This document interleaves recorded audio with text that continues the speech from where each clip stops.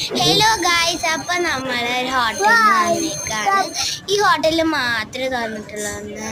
അച്ഛനമ്മയ്ക്ക് hi ചെയ്യുന്നത് guys. അമ്മയ്ക്ക് ഭയങ്കര ശല്യമാണ്.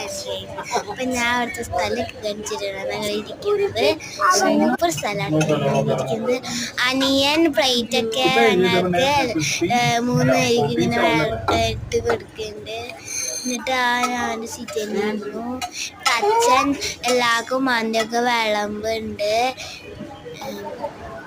എന്നിട്ട് ഞാൻ കഴിച്ചു നോക്കാണ് മന്തി.